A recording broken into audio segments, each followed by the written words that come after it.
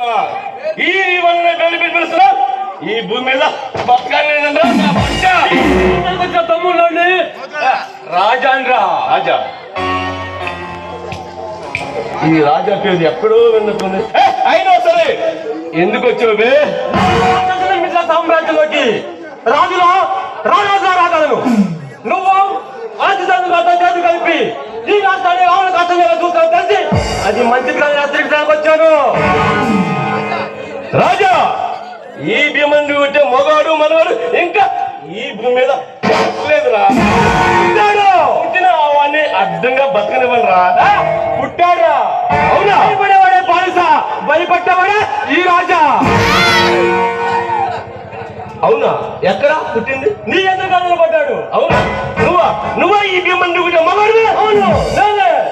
నన్ను ఎదుర్కోవాలంటే నీ దమ్ములో కరెంట్ ఉండాలి, నీ ఒంట్లో శక్తి ఉండాలి. దమ్ముగా చూసుకున్నావు ఈ ప్రపంచం చేస్తాడు. బచ్చా ఇప్పుడు నాకు సరైన జోడి దొరికింది.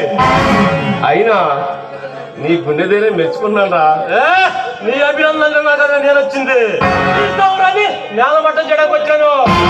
రాజు అంటే వారు వన్ సైడ్ అవుతుంది. రే రాజా,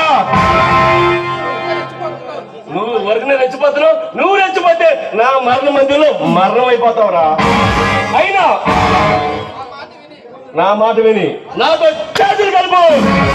నిన్ను ఈ నా స్మగ్లింగ్ సామ్రాజ్యానికి రారాజు చేస్తా. నీతో చేతులు కలిపే ద్వేషలేదు కదా నేను.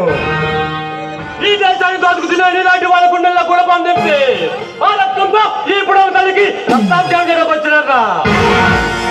రే రాజా, నేను దమ్ముకుంటే నువ్వు రెచ్చిపోతున్నావు. నువ్వు రెచ్చిపోతే నా మరణ మందిలో మరణమైపోతావురా. అడవిలో ఆకులు తినే నీకైనా తెలివి రాకుంటే పచ్చిలో బిర్యానీ తినే నాకైనా తెలివితేటలు ఉండాలరా.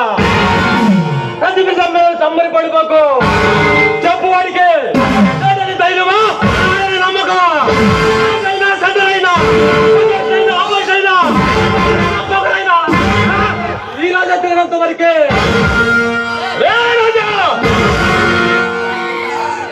నీ అరుపులకి భయపడు కదా ఈ భీమన్నా. అయినా నీలాంటి బచ్చగా నా సర్వీస్ ఎంతమంది చూస్తుంటారా.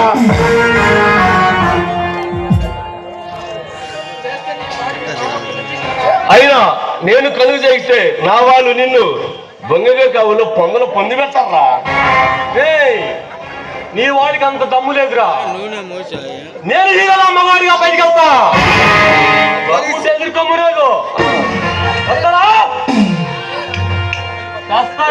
రాజా, నిన్ను మార్గ మధ్యలో కదరా బొంగగావులో నిన్ను అడ్డంగా జరిగిన స్వార్థ నాకు వినపడితే నేను పదవి చేసుకుంటా. అప్పుడు ఈ మళ్ళీ వస్తా.